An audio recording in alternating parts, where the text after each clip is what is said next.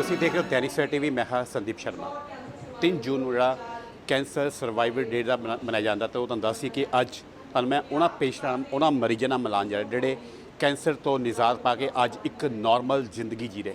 ਕਿੱਦਾਂ ਦਾ ਜਦੋਂ ਕੈਂਸਰ ਹੁੰਦਾ ਕਿਸੇ ਮਰੀਜ਼ ਨੂੰ ਤੇ ਇਨਸਾਨ ਨੂੰ ਉਹ ਕਿਸ ਤਰ੍ਹਾਂ ਦਾ ਉਸ ਲਾਈਫ ਸਟਾਈਲ ਲੈਂਦੀ ਹੈ, ਕਿਸ ਤਰ੍ਹਾਂ ਦਾ ਉਹ ਜੀਵਨ ਜੀਂਦਾ ਆ, ਇਸ ਪੂਰੇ ਮੈਂ ਤੁਹਾਨੂੰ ਅੱਜ ਰੂਬਰੂ ਕਰਾਵਾਂਗੇ ਉਹਨਾਂ ਪੇਸ਼ੈਂਟ ਨਾਲ ਜਿਹੜੇ ਅੱਜ ਇਸ ਜਿਹੜੇ ਮਰੀਜ਼ ਸੀ ਅੱਜ ਬਿਲਕੁਲ ਤੰਦਰੁਸਤ ਹੋ ਗਏ। ਤੇ ਗੱਲਬਾਤ ਕਰਦੇ ਹਾਂ। ਕੀ ਨਾਮ ਤੁਹਾਡਾ ਜੀ? ਹਾਂਜੀ, ਮੇਰਾ ਨਾਮ ਮੀਨਾ ਠਾਕੁਰ ਹੈ ਜੀ। ਜੀ ਕਿੱਥੋਂ ਤੁਸੀਂ ਆਏ ਹੋ? ਮੈਂ ਲੁਧਿਆਣਾ ਤੋਂ ਆਈ ਹਾਂ। ਕੀ ਪ੍ਰੋਬਲਮ ਸੀ ਤੁਹਾਨੂੰ ਪਤਾ? ਮੈਨੂੰ ਬ੍ਰੈਸਟ ਕੈਂਸਰ ਕੀ ਹੋਇਆ ਸੀਗਾ ਜੀ ਜੀ। ਤੇ ਬਿਲਕੁਲ ਠੀਕ ਹੈ, ਦੇਖੋ ਤੁਹਾਡੇ ਸਾਹਮਣੇ। ਅੱਛਾ, ਕਿਸ ਤਰ੍ਹਾਂ ਰਿਹਾ ਜਦੋਂ ਤੁਹਾਨੂੰ ਬ੍ਰੈਸਟ ਕੈਂਸਰ ਹੋਇਆ ਸੀ? ਉਸ ਦਰਮਿਆਨ ਕਿਸ ਤਰ੍ਹਾਂ ਫੈਮਿਲੀ ਤੁਸੀਂ ਕਿਸ ਤਰ੍ਹਾਂ ਦੇਖਦੇ ਸੀ ਔਰ ਤੁਹਾਡੀ ਫੈਮਿਲੀ ਤੁਹਾਨੂੰ ਕਿਸ ਤਰ੍ਹਾਂ ਦੀ ਦੇ ਮਨ 'ਚ ਥੋੜ੍ਹੇ ਖਿਆਲਾਤ ਆਉਂਦੇ ਵੀ ਮੈਨੂੰ ਬਿਮਾਰੀ ਲੱਗ ਗਈ ਹੈ ਤੇ ਥੋੜ੍ਹਾ ਬੰਦਾ ਡਿਮੋਲਾਈਜ਼ ਵੀ ਹੁੰਦਾ ਉਸ ਟਾਈਮ? ਹਾਂਜੀ, ਨਹੀਂ ਇਸ ਤਰ੍ਹਾਂ ਦਾ ਕੁਝ ਨਹੀਂ ਸੀਗਾ ਕਿ ਮੈਂ ਡਿਮੋਲਾਈਜ਼ ਹੋਈ ਹਾਂ। ਤੇ ਜਦੋਂ ਮੈਨੂੰ ਪਤਾ ਚੱਲਿਆ ਕਿ ਮੈਂ ਡਿਟੈਕਟ ਹੋਇਆ ਤੇ ਮੇਰੇ ਸਪੈਸ਼ਲੀ ਮੇਰੇ ਸਨ ਦਾ ਮੇਰੇ ਨਾਲ ਬਹੁਤ ਜ਼ਿਆਦਾ ਸਪੋਰਟ ਸੀਗਾ। ਇੰਨਾ ਸਪੋਰਟ ਰਿਹਾ ਕਿ 3 ਮੰਥਸ ਉਹ ਆਪਣਾ ਸਾਰਾ ਬਿਜ਼ਨਸ ਛੋੜ ਕੇ ਮੇਰੇ ਨਾਲ ਡਾਕਟਰ ਦੇ ਜਾਣਾ। ਹਾਂ ਠੀਕ ਹੈ, ਤੁਹਾਨੂੰ ਲੱਗਦਾ ਕਿ ਤੁਸੀਂ ਇਮੋਸ਼ਨਲੀ, ਫਾਈਨੈਂਸ਼ਲੀ, ਸੋਸ਼ਲੀ ਹਰ ਤਰ੍ਹਾਂ ਤੁਸੀਂ ਬਹੁਤ ਜ਼ਿਆਦਾ ਕੱਟ ਜਾਂਦੇ ਹੋ ਸੋਸਾਇਟੀ ਤੋਂ। ਲੇਕਿਨ ਮੇਰੇ ਬੱਚਿਆਂ ਨੇ ਮੈਨੂੰ ਇੰਨਾ ਮੋਟੀਵੇਟ ਕੀਤਾ ਕਿ ਮੈਨੂੰ ਇਹਨਾਂ ਗੱਲਾਂ ਦੀ ਕੋਈ ਪ੍ਰੋਬਲਮ ਨਹੀਂ ਆਈ ਕਿਸੇ ਤਰ੍ਹਾਂ ਦਾ ਵੀ।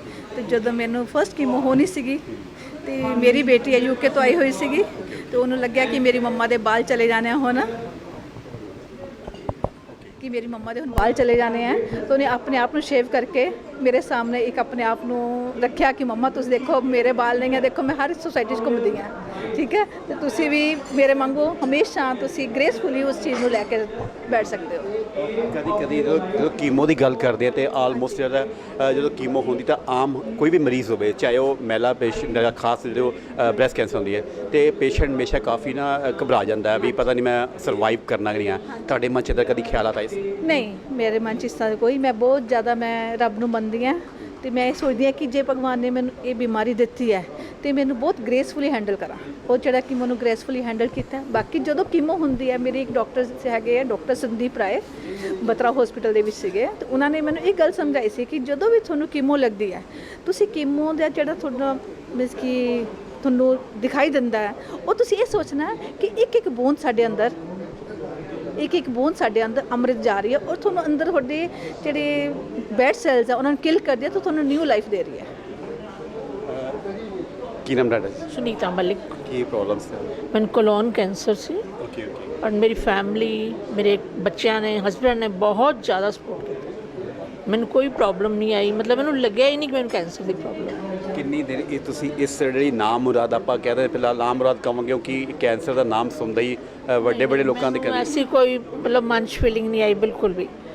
ਕੋਈ ਵੀ ਡਿਜ਼ੀਜ਼ ਹੈ, ਹੋ ਸਕਦੀ ਹੈ, ਲਾਈਫ ਹੈ। ਮੈਨੂੰ ਕੋਈ ਜਿਹੜੀ ਇੱਦਾਂ ਦੀ ਕੈਂਸਰ ਕੋਈ ਵੀ ਕਿਸੇ ਤਰ੍ਹਾਂ ਵੀ ਸਰੀਰ ਦੇ ਅੰਗ ਨੂੰ ਹੁੰਦਾ ਤੇ ਮੋਸਟਲੀ ਆਪਾਂ ਅਗਰ ਮਹਿਲਾ ਦੀ ਗੱਲ ਕੀਤੀ ਮੈਂ ਕਾਫੀ ਨਾਲ ਥੋੜ੍ਹੀ ਘਬਰਾ ਜਾਂਦੀ ਹਾਂ ਵੀ ਇੱਦਾਂ ਕਦੀ ਪ੍ਰੋਬਲਮ ਆਈ ਕਦੀ? ਨਹੀਂ, ਪਰਮਾਤਮਾ ਦੀ ਇੰਨੀ ਕਿਰਪਾ ਕਿ ਮੈਨੂੰ ਗੁਰੂ ਜੀ ਦਾ ਆਸ਼ੀਰਵਾਦ ਹੈ। ਜਾਣਦੇ ਹੋ ਨਾ ਡੋਗਰੀ ਵਾਲਿਆਂ ਦਾ। ਮੈਨੂੰ ਪਤਾ ਲੱਗਣ ਤੋਂ ਬਾਅਦ 3 ਮਹੀਨੇ ਬਿਲਕੁਲ ਉਹਨਾਂ ਨੇ ਸਾਹਮਣੇ ਨਹੀਂ ਆਉਣ ਦਿੱਤਾ। ਪਹਿਲੇ 6 ਵਾਰੀ ਮੈਂ ਉਹਨਾਂ ਦੇ ਲੰਗਰ 'ਤੇ ਗਈ ਔਰ ਉਸ ਤੋਂ ਬਾਅਦ ਮੈਨੂੰ ਪਤਾ ਚੱਲਿਆ ਬੜੀ ਮਤਲਬ ਮੇਰੀ ਫੈਮਿਲੀ ਨੇ ਮੈਂ ਬੜੀ ਮਤਲਬ ਲਿਆ ਕਿ ਕੋਈ ਗੱਲ ਨਹੀਂ, ਸਭ ਠੀਕ ਹੋ ਜਾਏਗਾ ਔਰ ਬਿਲਕੁਲ ਉਸ ਤਰ੍ਹਾਂ ਹੀ ਠੀਕ ਹੋਇਆ। ਸੈਕਿੰਡ ਕੀਮੋ ਦਾ ਟਾਈਮ ਮੈਂ ਥੋੜ੍ਹੀ ਘਬਰਾ ਗਈ ਕਿ ਨਹੀਂ ਮੈਂ ਨਹੀਂ ਕਰਵਾ ਪਾਵਾਂਗੀ, ਪਰ ਸਾਰੀ ਫੈਮਿਲੀ ਨੇ ਬਹੁਤ ਸਪੋਰਟ ਕੀਤਾ। ਉਹ ਕਹਿੰਦੇ ਜਿਸ ਤਰ੍ਹਾਂ ਤੇਰੀ ਇੱਛਾ ਹੈ, ਪਰ ਮੈਂ ਥੋੜ੍ਹੀ ਹਿੰਮਤ ਰੱਖ ਕੇ ਕਰਵਾਈ। ਉਸ ਤੋਂ ਬਾਅਦ ਮੈਨੂੰ ਕੋਈ ਪ੍ਰੋਬਲਮ ਨਹੀਂ, ਮੈਂ ਬਿਲਕੁਲ ਮਤਲਬ ਠੀਕ ਤਰ੍ਹਾਂ ਉਹਨੂੰ ਹੈਂਡਲ ਕੀਤਾ। ਕੀ ਨਾਮ ਤੁਹਾਡਾ? ਦਲਵੀਰ ਕੌਰ। ਕਿੱਥੋਂ ਆਏ ਤੁਸੀਂ? ਅਸੀਂ ਕੋਟਕਪੂਰਾ ਤੋਂ ਆਏ ਜੀ। ਕੀ ਤੁਹਾਨੂੰ ਪ੍ਰੋਬਲਮ ਸੀ? ਮੇਰੇ ਵੀ ਬ੍ਰੈਸਟ ਕੈਂਸਰ ਸੀ ਮੈਨੂੰ ਵੀ। ਕਿੰਨੀ ਦੇਰ ਤੋਂ ਤੁਹਾਨੂੰ ਬ੍ਰੈਸਟ ਕੈਂਸਰ? ਹਾਂਜੀ, ਮੈਨੂੰ 2019 ਚੋਂ ਸ਼ੁਰੂ ਹੋਇਆ ਸੀ। 4 ਸਤੰਬਰ 2019 ਚੋਂ ਡਾਕਟਰ ਤੋਂ ਇਲਾਜ ਸ਼ੁਰੂ ਹੋਇਆ ਸੀ ਮੇਰਾ। ਤੇ ਵੈਸੇ ਡਾਕਟਰ ਦਵਿੰਦਰ ਪੌਲ ਬਹੁਤ ਵਧੀਆ, ਬਹੁਤ ਪਿਆਰ ਨਾਲ ਕਰਦੇ ਆ ਟਰੀਟਮੈਂਟ। ਤੇ ਉਸ ਤੋਂ ਪਹਿਲਾਂ ਅਸੀਂ ਮੈਕਸ ਜਿਵੇਂ ਗਏ ਸੀ ਬਠਿੰਡੇ, ਤੇ ਮੈਕਸ ਵਾਲਿਆਂ ਨੇ ਕਹਿਤਾ ਸੀ ਵੀ ਤੁਹਾਨੂੰ ਕੀਮੋ ਲੱਗਣੀ ਆ।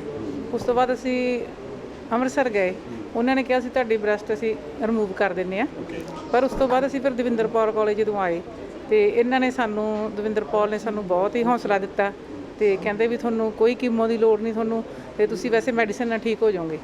ਤੇ ਬਹੁਤ ਪਿਆਰ ਨਾਲ ਹੁਣ ਅੱਜ ਵੀ ਬਹੁਤ ਜਦੋਂ ਜਾਂਦੇ ਆ ਬਹੁਤ ਖੁਸ਼ੀ ਮਿਲਦੀ ਹੈ ਮਿਲ ਕੇ ਡਾਕਟਰ ਨੂੰ ਵੀ ਬਹੁਤ ਪਿਆਰ ਨਾਲ ਕਰਦੇ ਆ। ਉਹ ਤੁਸੀਂ ਬਿਲਕੁਲ ਸਹੀ ਹੋ। ਹਾਂਜੀ ਹਾਂਜੀ ਮੈਂ ਠੀਕ ਹਾਂ ਬਿਲਕੁਲ ਜਿਵੇਂ ਸਹੀ। ਜਦੋਂ ਤੁਹਾਨੂੰ ਦੱਸਿਆ ਵੀ ਤੁਹਾਡੀ ਇੱਕ ਬ੍ਰੈਸਟ ਨੂੰ ਜੱਗੇ ਦੀ ਬ੍ਰੈਸਟ ਨੂੰ ਤੁਹਾਡੀ ਰਿਮੂਵ ਕਰਨਾ, ਤੁਹਾਡੇ ਮਨ 'ਚ ਕੋਈ ਇੱਦਾਂ ਦੇ ਖਿਆਲ ਆਏ ਵੀ ਮੈਂ ਜੀਣਾ ਨਹੀਂ, ਜਾਂ ਮੇਰੇ ਮਨ 'ਚ ਹੋ ਗਿਆ ਵੀ ਇੱਦਾਂ ਦੀ ਬਿਮਾਰੀ ਲੱਗੀ ਮੈਂ ਕਿਸ ਤਰ੍ਹਾਂ ਜੀਊਂਗੀ? ਕਿਉਂਕਿ ਇੱਕ ਮਹਿਲਾ ਹੋ ਕੇ ਇੱਕ ਹਸਬੈਂਡ ਤੁਹਾਡੇ ਹੋਣਗੇ, ਵੀ ਮਨ 'ਚ ਆਉਂਦੇ ਦਰ ਖਿਆਲ ਕਦੀ ਆਏ ਸੀ? ਹਾਂਜੀ ਹਾਂਜੀ ਉਦੋਂ ਮੈਨੂੰ ਵੈਸੇ ਇੰਨਾ ਨਹੀਂ ਸੀ ਹੋਇਆ, ਮੇਰੇ ਹਸਬੈਂਡ ਨੂੰ ਬਹੁਤ ਜ਼ਿਆਦਾ ਹੋਇਆ ਸੀ ਤੇ ਉਹਨਾਂ ਦੀ ਹੁਣ ਡੈਥ ਹੋ ਗਈ ਆ, 3 ਸਾਲ ਹੋ ਜਾਣੇ ਆ। ਤੇ ਵੈਸੇ ਜਦੋਂ ਡਾਕਟਰ ਸਾਹਿਬ ਕੋਲੇ ਆਏ ਸੀ ਉਹ ਬਹੁਤ, ਡਾਕਟਰ ਸਾਹਿਬ ਨੂੰ ਅੱਜ ਵੀ ਯਾਦ ਆ, ਅੱਜ ਵੀ ਸਾਨੂੰ ਮਿਲੇ, ਡਾਕਟਰ ਸਾਹਿਬ ਨੇ ਕਿਹਾ ਤੁਹਾਡੇ ਹਸਬੈਂਡ ਨਾ ਹੁੰਦੇ ਤੁਸੀਂ ਵੀ ਨਹੀਂ ਅੱਜ ਹੋਣਾ ਸੀ, ਵੀ ਉਹ ਤੁਹਾਨੂੰ ਬਹੁਤ ਪਿਆਰ ਕਰਦੇ ਸੀ। ਤੇ ਬਸ ਉਹਨਾਂ ਕਰਕੇ ਵੀ ਜਿਵੇਂ ਉਹ ਹੌਸਲਾ ਹਾਰਦੇ ਸੀ, ਵੈਸੇ ਮੈਂ ਠੀਕ ਸੀ ਵੀ ਮੈਂ ਨਹੀਂ ਸੀ ਹੌਸਲਾ ਹਾਰਿਆ। ਮੈਂ ਕਹਿੰਦੀ ਸੀ ਚਲੋ ਪਰਮਾਤਮਾ ਨੇ ਜਿੰਨੇ ਸਾਹ ਦਿੱਤੇ ਆ ਹੈ ਨਾ।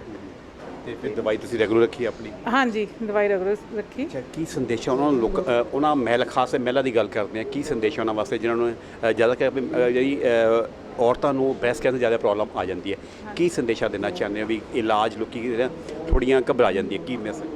ਹਾਂਜੀ ਇਲਾਜ ਹੁਣ ਬਹੁਤ ਜ਼ਿਆਦਾ ਹੈਗਾ ਜੀ, ਡਰਨ ਦੀ ਕੋਈ ਲੋੜ ਨਹੀਂ ਹੈਗੀ। ਤੇ ਜਿਵੇਂ ਮੈਨੂੰ ਤਾਂ ਹੁਣ ਐ ਕਿਸੇ ਨੂੰ ਦੇਖ ਕੇ ਮੈਨੂੰ ਬਹੁਤ ਮੇਰੇ ਰਿਸ਼ਤੇਦਾਰ ਕਹਿੰਦੇ ਵੀ ਤੁਹਾਨੂੰ ਲੱਗਦਾ ਨਹੀਂ ਤੁਹਾਨੂੰ ਇਹੋ ਜਿਹੀ ਪ੍ਰੋਬਲਮ ਹੈਗੀ ਆ, ਵੀ ਤੁਸੀਂ ਬਹੁਤ ਵਧੀਆ ਖੁਸ਼ ਰਹਿੰਦੇ ਆ। ਤੇ ਮੈਂ ਨਹੀਂ ਕਹਿੰਦੀ ਵੀ ਡਰਨਾ ਚਾਹੀਦਾ, ਇਸ ਬਿਮਾਰੀ ਤੋਂ ਹਰ ਚੀਜ਼ ਦਾ ਇਲਾਜ ਹੈਗਾ ਹਨ। ਬਟ ਕਿੱਸਾ ਦੇ ਮੇਰੀ ਬੇਟੀ ਹੈ। ਹਾਂਜੀ, ਕਿੱਸਾ ਦੇ ਦਿਓ ਵੀ ਤੁਹਾਡੇ ਮਦਰ ਨੂੰ ਪ੍ਰੋਬਲਮ ਆਈ ਸੀ ਕੈਂਸਰ ਦੀ, ਤੇ ਉਸ ਟਾਈਮ ਘਰ ਦਾ ਮਾਹੌਲ ਕਿਸ ਤਰ੍ਹਾਂ ਸੀ, ਕਿਸ ਤਰ੍ਹਾਂ ਤੁਸੀਂ ਤੁਹਾਡੇ ਮਨ 'ਚ ਕੀ ਦਾ ਖਿਆਲ ਹੈ? ਬਹੁਤ ਜ਼ਿਆਦਾ ਖ਼ਰਾਬ ਹੋ ਗਿਆ ਸੀ, ਅਸੀਂ ਤਾਂ ਫੇਸ ਹੀ ਨਹੀਂ ਕਰ ਸਕਦੇ ਸੀਗੇ ਇਹ ਚੀਜ਼ ਨੂੰ। ਮੇਰੇ ਪੇਰੈਂਟਸ ਨੇ ਸਾਡੇ ਤੋਂ ਤਾਂ ਲੁਕੋ ਕੇ ਹੀ ਰੱਖਿਆ, ਸਾਨੂੰ ਜਦੋਂ ਟਰੀਟਮੈਂਟ ਚੱਲ ਪਈ ਸਹੀ ਤਰੀਕੇ ਨਾਲ ਉਦੋਂ ਬਾਅਦ ਪਤਾ ਲੱਗਿਆ। ਬਟ ਮੇਰੇ ਪਾਪਾ ਬਹੁਤ ਜ਼ਿਆਦਾ ਸਟਰੋਂਗ ਸੀਗੇ, ਉਹਨਾਂ ਨੇ ਸਾਨੂੰ ਬਹੁਤ ਸਟਰੋਂਗ ਰੱਖਿਆ, ਹਮੇਸ਼ਾ ਇਹੀ ਕਿਹਾ ਕਿ ਲੜੋ ਤੇ ਜਿੱਤੋ। ਬਹੁਤ ਵਧੀਆ ਅਸੀਂ ਆਏ ਡਾਕਟਰ ਸਾਹਿਬ ਕੋਲੇ, ਬਹੁਤ ਵਧੀਆ ਟਰੀਟਮੈਂਟ ਦਿੱਤੀ ਉਹਨਾਂ ਨੇ। ਉਹ ਹੌਸਲਾ ਦੇ ਕੇ ਹੀ ਬੰਦੇ ਨੂੰ ਠੀਕ ਕਰ ਦਿੰਦੇ ਆ। ਉਹਨਾਂ ਨੇ ਜਦੋਂ ਮੇਰੇ ਮੰਮਾ ਆਏ ਪਹਿਲੀ ਵਾਰੀ, ਉਹਨਾਂ ਨੇ ਇੰਨਾ ਹੌਸਲਾ ਦਿੱਤਾ ਕਿ ਕੋਈ ਡਰਨ ਵਾਲੀ ਗੱਲ ਹੀ ਹੈ ਨਹੀਂ। ਇਸ ਚੀਜ਼ ਨਾਲ ਹੀ ਬੰਦੇ ਦਾ ਹੌਸਲਾ ਬਣ ਜਾਂਦਾ ਕਿ ਮੈਨੂੰ ਕੁਝ ਹੋਣਾ ਹੀ ਨਹੀਂ। ਤੁਸੀਂ ਮੰਨਦੇ ਹੋ ਵੀ ਅੱਜ ਕੱਲ੍ਹ ਜਿਹੜੀ ਸਾਇੰਸ ਬੜੀ ਤਰੱਕੀ ਕਰ ਚੁੱਕੀ, ਹਰ ਉਸ ਆਪਾਂ ਨਾਮਰਾਦ ਬਿਮਾਰੀ ਕਹਿੰਦੇ ਕੈਂਸਰ ਦਾ ਵੀ ਇਲਾਜ ਬੜਾ ਸੰਭਵ ਹੋ ਚੁੱਕਾ ਹੈ ਦੁਨੀਆ ਵਿੱਚ? ਹਾਂਜੀ ਜ਼ਰੂਰ, ਹਰੇਕ ਚੀਜ਼ ਹਰੇਕ ਪ੍ਰੋਬਲਮ ਦਾ ਸਲਿਊਸ਼ਨ ਹੈਗਾ ਅੱਜ ਦੇ ਟਾਈਮ 'ਚ। ਕੋਈ ਡਰਨ ਦੀ ਲੋੜ ਨਹੀਂ, ਪ੍ਰੋਬਲਮ ਦਾ ਡਟ ਕੇ ਸਾਹਮਣਾ ਕਰੋ। ਕਿਸ ਤਰ੍ਹਾਂ ਅੱਜ ਦੇ ਹਾਲਾਤ ਤੁਸੀਂ ਕੀ ਸਮਝਦੇ ਹੋ ਵੀ ਮਨ ਨੂੰ ਤਸੱਲੀ ਹੁੰਦੀ ਵੀ ਮੈਨੂੰ ਉਹ ਨਾਮਰਾਦ ਬਿਮਾਰੀ ਹੁਣ ਬਿਲਕੁਲ ਨਹੀਂ ਹੈ, ਅਤੇ ਮੈਂ ਬਿਲਕੁਲ ਆਮ ਜਿਹੜੀ ਮਹਿਲਾ ਵਾਂਗੂ ਮੈਂ ਉੱਦਾਂ ਆਪਣਾ ਲਾਈਫ ਸਟਾਈਲ ਜਾਂ ਮੈਂ ਆਪਣੀ ਜ਼ਿੰਦਗੀ ਜੀ ਰਹੀ?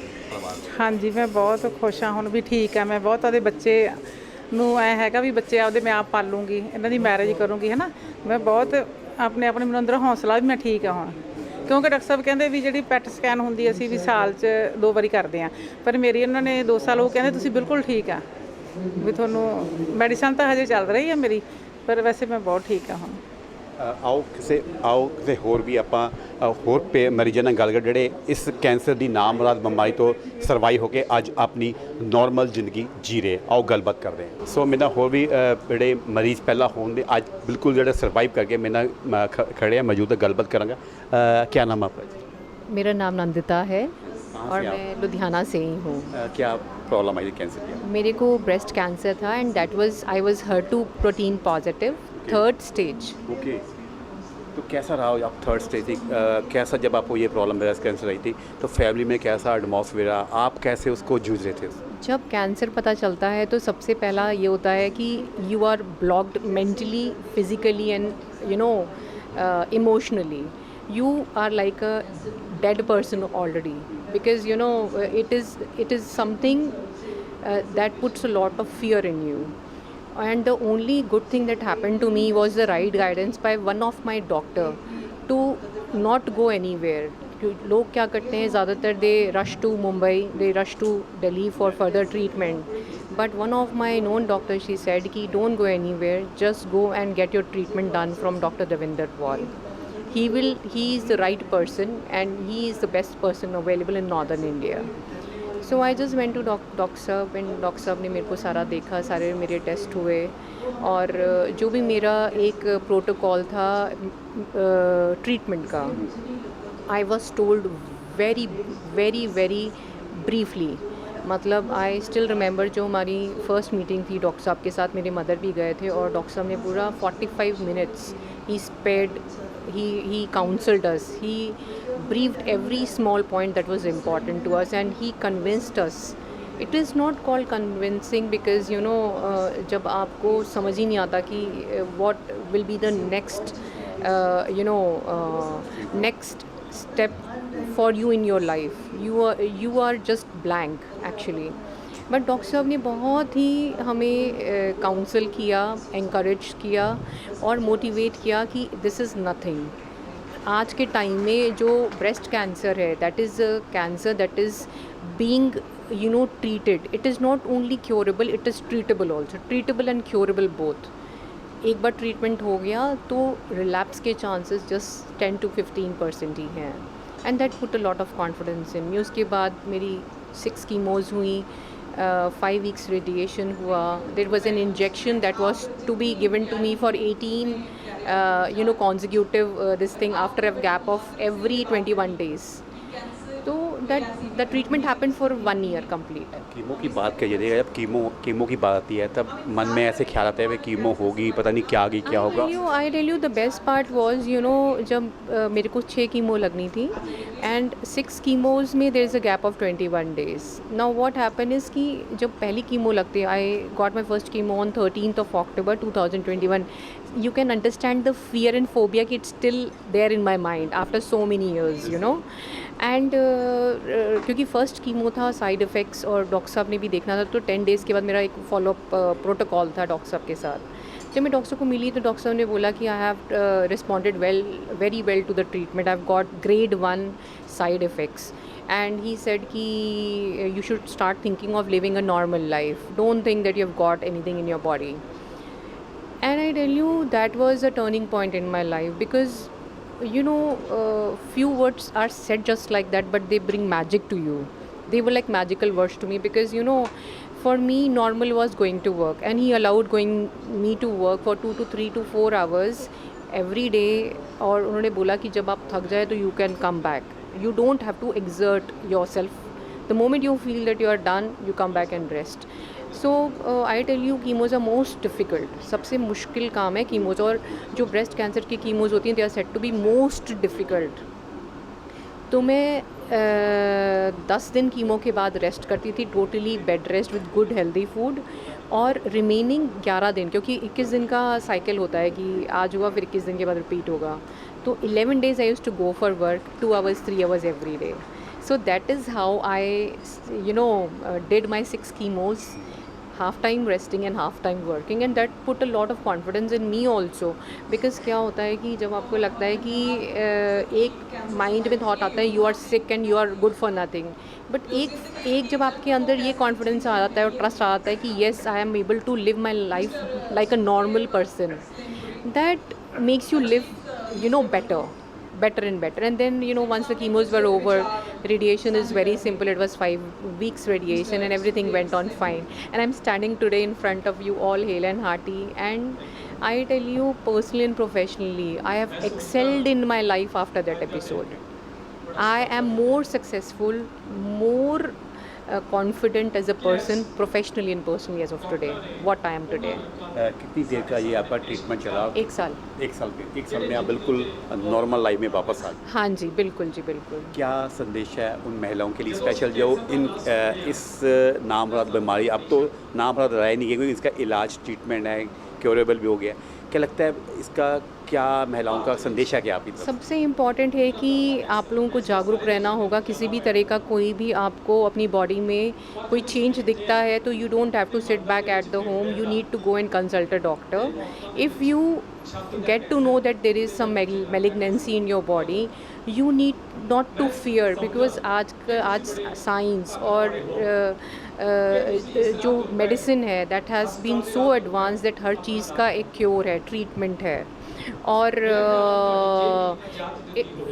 there is life beyond every disease. I tell you, life is beautiful. We should live it to the full, without fear, without being afraid. और कोई ट्रीटमेंट है तो ट्रीटमेंट लीजिए. ट्रीटमेंट के बाद I am a living example of a cancer survivor, I tell you. और doctor Devinder Paul का मैं बहुत जब तक मेरी लाइफ है, I will be very grateful to him, because this life is because of him. Thank you. ਸੋ ਇਹ ਸਾਨੂੰ ਮਿਲਾਇਆ ਅਸੀਂ ਉਹਨਾਂ ਕੈਂਸਰ ਦੇ ਮਰੀਜ਼ਾਂ ਜਿਹੜੇ ਹੁਣ ਬਿਲਕੁਲ ਤੰਦਰੁਸਤ ਹੋ ਚੁੱਕੇ, ਆਮ ਜ਼ਿੰਦਗੀ ਜਿਹੜੇ ਆਮ ਬੰਦਿਆਂ ਵਾਂਗੂ ਜ਼ਿੰਦਗੀ ਜੀ ਰਹੇ ਹੈ, ਕਿਉਂਕਿ ਕੈਂਸਰ ਦਾ ਇਲਾਜ ਬਿਲਕੁਲ ਸਹੀ ਸਮੇਂ 'ਤੇ ਹੋ ਜਾਏ ਤਾਂ ਉਹ ਕੈਂਸਰ ਦੀ ਨਾਮੁਰਾਦ ਬਿਮਾਰੀ ਬਿਲਕੁਲ ਉਹਦਾ ਕਿਉਰੇਬਲ ਬਣ ਜਾਂਦੀ ਕਿ ਉਹਦਾ ਟ੍ਰੀਟਮੈਂਟ ਹੋ ਜਾਂਦਾ ਤੇ ਬੰਦਾ ਇਨਸਾਨ ਜਿਹੜਾ ਉਹ ਵਾਪਸੀ ਆਪਣੀ ਨੋਰਮਲ ਜ਼ਿੰਦਗੀ ਵਿੱਚ ਵਾਪਸ ਆ ਜਾਂਦਾ।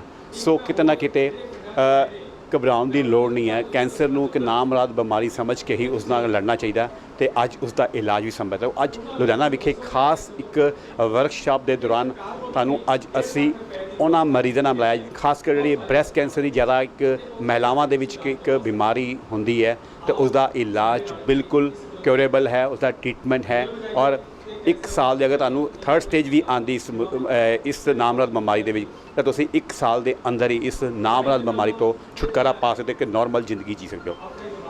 ਤੋ ਕੈਂਸਰ ਨੂੰ ਇੱਕ ਨਾਮੁਰਾਦ ਸਮਝ ਕੇ ਇਸ ਨਾਲ ਲੜੋ ਔਰ ਇਸ ਦਾ ਮੁਕਾਬਲਾ ਕਰੋ। ਕੈਮਰਾਮੈਨ ਬॉबी ਨਾਲ ਸੰਦੀਪ ਸ਼ਰਮਾ, दैनिक सवेरा टीवी, लुधियाना।